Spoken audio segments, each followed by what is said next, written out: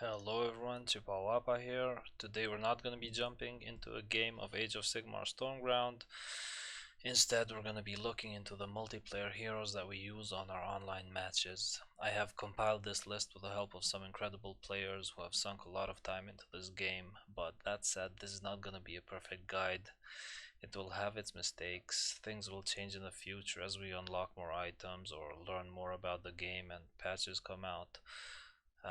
This is a complex game and it will take a while before we know all there is to know about it. So for now, this guide should help you understand the relative strength of the heroes in multiplayer and see where they stand in the totem pole, and also how they do in their matchups against one another.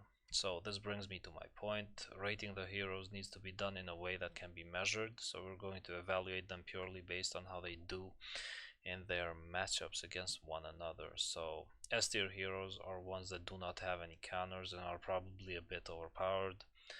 A tier heroes are the ones that do good against most things in general but still have a healthy amount of counterplay, and B tier heroes are the ones that are easier to exploit the weaknesses of but are still usable with proper play. And finally, C tier heroes are the ones that are non-viable and cannot compete in the current meta.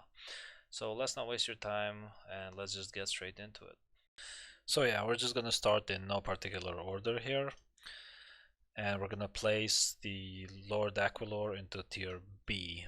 The reason why he's not in tier C is because he can skirmish really well, even though he doesn't have any decisive matchups against any of the other heroes. He is the most mobile hero in the game that utilizes his speed to take control of the map from the start of the game, and then later uses this mobility to outmaneuver the opponent and turn the tide of battle. This makes him much harder to play than some of the more straightforward heroes, but also very rewarding. As a skirmisher, he can pick off less threatening targets from the flanks or finish off low health foes with his ranged attack ability. Yeah, he has a ranged attack, but it does very little damage. He also has the potential to stack and do a lot of damage while also attacking and running with Tireless and Second Wind, but not many ways to go through armor or build armor for himself. This kind of makes him a bad duelist, and dueling in this game is pretty big. Not being able to get a lot of armor for himself also means that he's squishy and suffers a lot from ranged units. The same units that he's actually supposed to counter with his skirmishing, in my opinion. The reason why he cannot counter ranged units though is because ranged units in this game can shoot over absurd distances, and they can castle up in their base as well. That's mostly what you're going to be seeing when you play in multiplayer.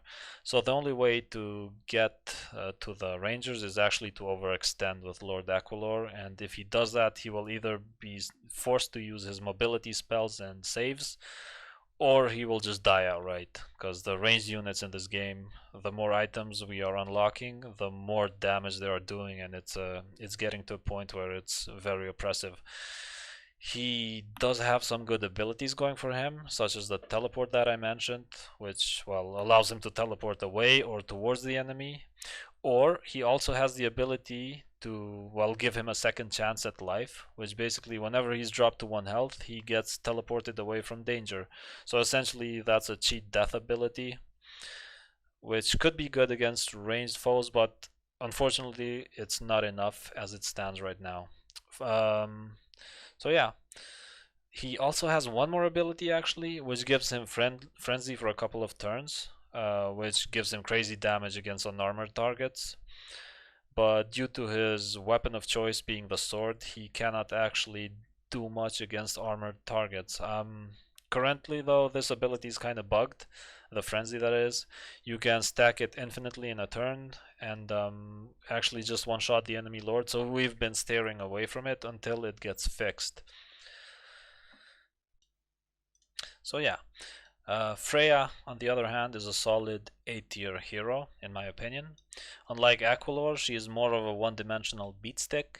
She can use every melee weapon that Stormcast Eternals have, and she will beat down most melee lords in a fight, especially early on in the match, where she can break their armor at will, and then attack afterwards as well, in the same turn. The reason for her early game power is in her Hammer Strike, or Hammer Slam, not sure what the name is. So it's the one-handed hammer which gives it, which with good items gives her 4 armor rend, tireless, and second wind, which all of this together allow her to break armor, move, and charge after breaking armor as well. So that's basically taking 2 turns in one. So that's a lot of things packed into one neat little overpowered skill that costs either nothing or very little ether or cooldown. That is like 1 ether and no cooldown, or the other way around. Yeah, it usually costs very little if you give her the proper items. So yeah, you want to try and put pressure onto the opponents as early as possible with Freya and bully them out of the Wellspring of Power or Ether, but most often not both of them. The reason why you cannot do both is because Stormcast excel at clumping and multiplying their strength with cohesion and buffs, and they do not do very well when they spread apart. You can see this in all of their units. They need to buff one another in order to outperform the units from other factions. For example, the Castigators have worse stats than the ranged units of the Nighthaunt, which basically cost the same or in the same ballpark somewhere. You can also run two-handed weapons on Freya, but that's more of a late game weapon and it is very ether hungry. But it does do a lot of damage. It is one of the best AoE abilities in the game. It can one-shot 6 health units without a problem in a very large AoE, and it's a huge knockback as well, up to 5 tiles actually. But this kind of has a price and leaves her vulnerable and without the extra defensive stats of a shield, so she is much more susceptible to assassination. And we're just gonna get to that in a second. The reason why Freya is not S tier is because despite all her early game power, she does not have the most winning matchups, and she does suffer against ranged heroes like Icorian, or to a lesser extent the Lady of Ashes, or even actually against some builds of Knight of Shroud, which he outdamages her with the help of his minions actually.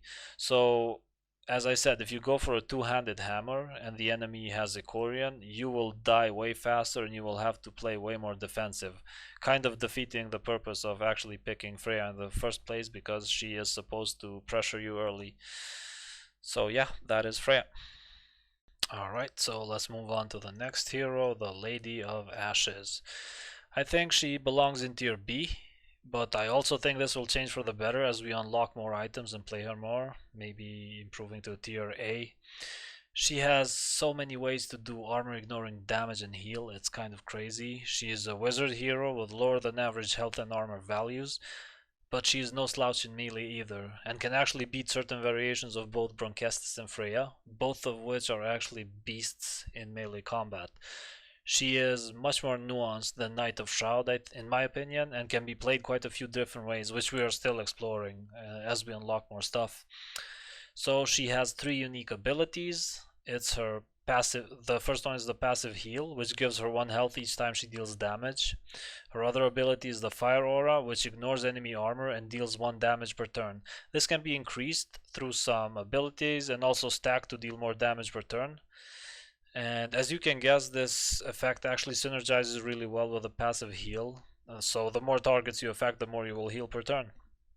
And finally, she has the Arcane Claw, which allows her to do 2 armor ignoring damage to an enemy up to 5 tiles away. That's a really long range on this ability. So this ability can be modified in some ways that will become apparent as we unlock new items, but as it is right now, most high quality items increase the cost or cooldown of skills by way too much, and kind of, instead of improving the ability, actually make it more useless. Sometimes, in some extreme cases, the damage output becomes much lower than what the original even was, because the cooldown can increase by way too much, and then the damage output per turn just goes really low. So the majority of heroes in this game are either good at dealing upfront damage or taking it, but this is not the case with the Lady of Ashes at all.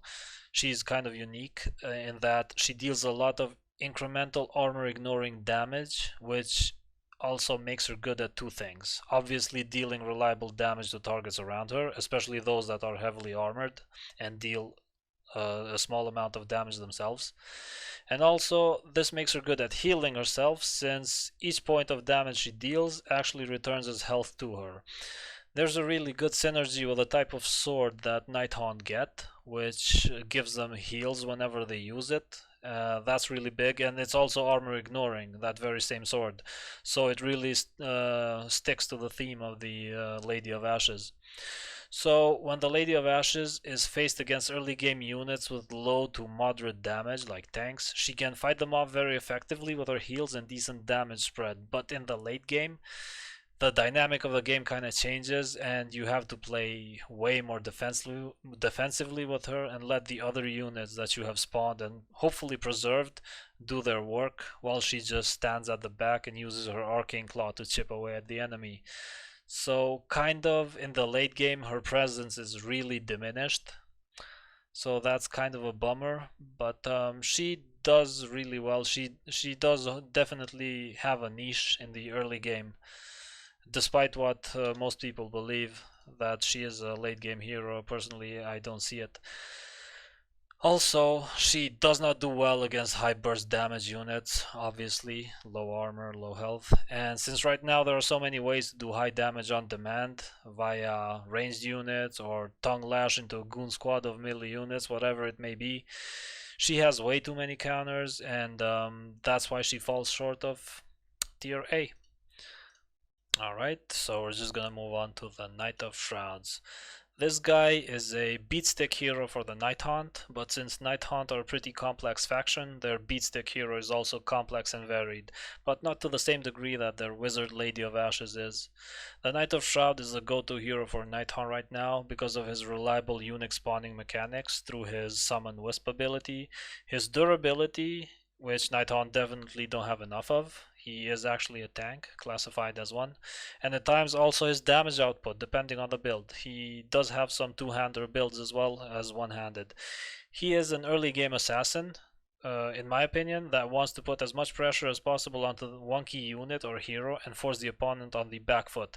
But unlike the Lady of Ashes, he can also transition into the late game pretty reliably and do pretty well there.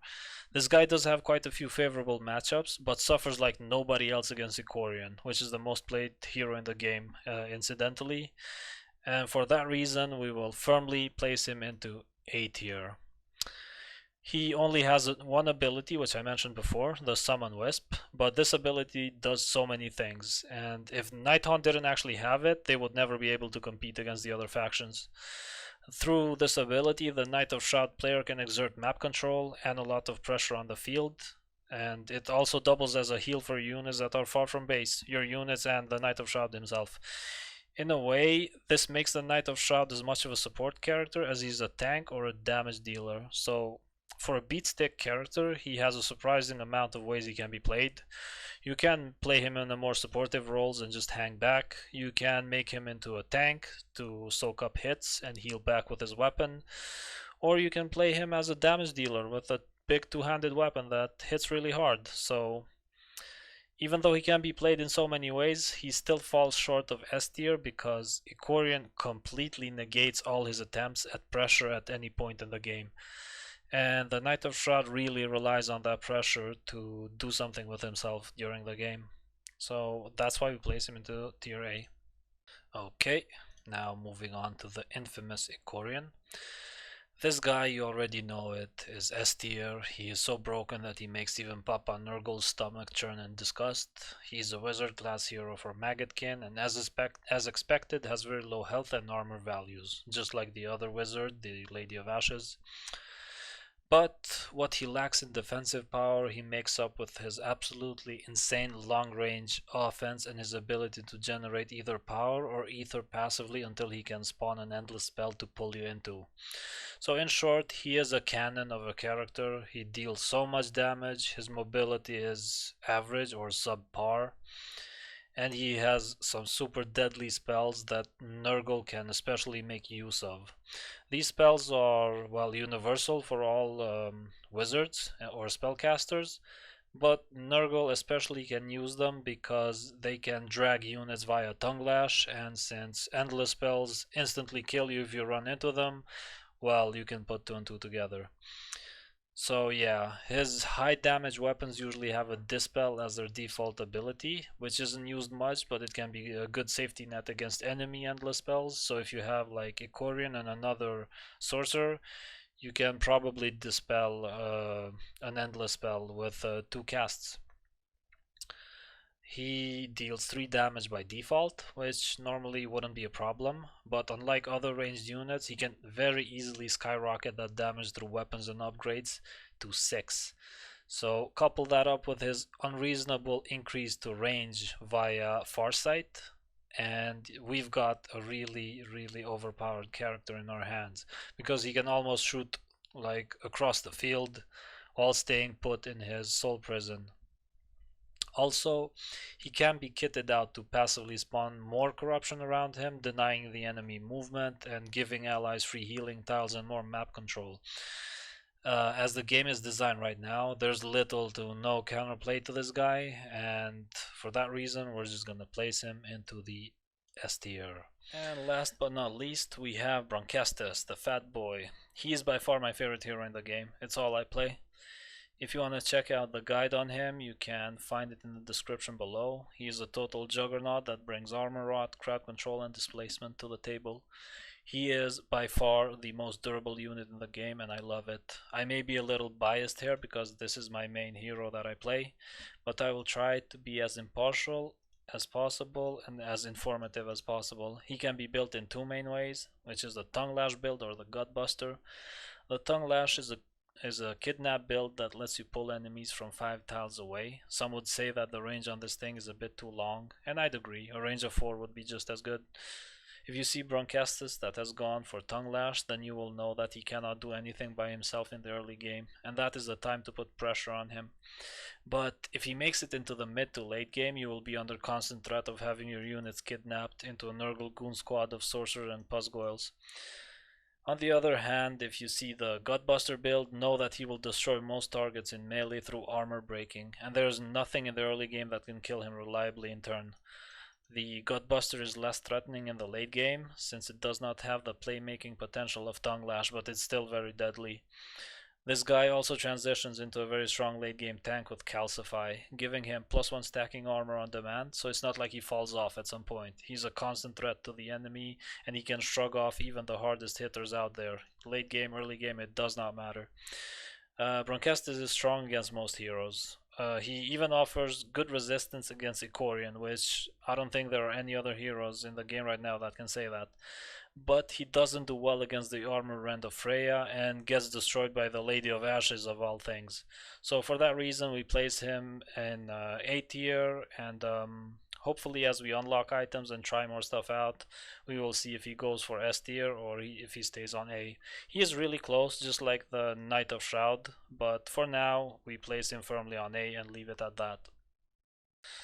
And finally, I just wanted to thank the people that helped me make this guide. I could not have made it without Turagi, without Trusty Broom, without 819. His name is in Roman numbers, so I'm assuming I'm saying this right. And also Nemesis. They provided me with so much information and helped me in so many ways. I could not have done it without them. So thank you guys, and thank you all for watching as well, and I will see you guys next time.